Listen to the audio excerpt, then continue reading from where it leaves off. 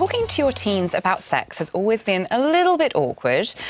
And that was before the internet helped put porn so close to hand. Now parents are forced to choose between broaching the subject themselves or letting the computer do it for them. I don't think that pornography is a good thing for boys or girls, but I do think that pornography is a discussion that parents need to have.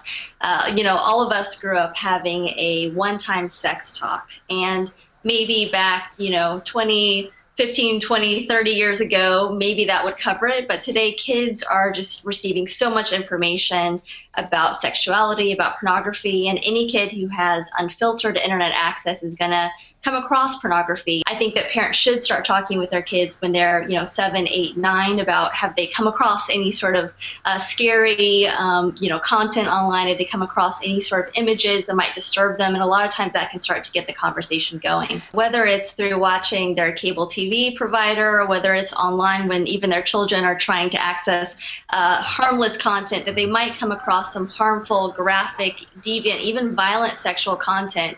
And that's why I really strongly recommend that parents actually use parental controls and filters, and also have those ongoing dialogues with their kids about healthy sexuality and what they've come across. As simple as watching the shows that your kids are watching with them, and taking those moments when the characters are engaging in a sexual situation or where there's a mention of pornography or sexuality, and asking them, what does that mean to you? I only had access to the pages of a Playboy magazine, and I still remember those images. Well, that's really, it's interesting that you mentioned the Playboy, because we have a comment from one of our viewers, MonkeyMan365, who said, this isn't that different from fathers showing their Playboy collection to their sons on their 14th birthday. Teenagers, they oftentimes feel as though they have to live up to this porn star standard, and it's a real struggle for them when they're actually interacting in real life sexually as opposed to with a screen, because I do think that, as Elizabeth had mentioned, kids just don't have the capacity to discern all the time between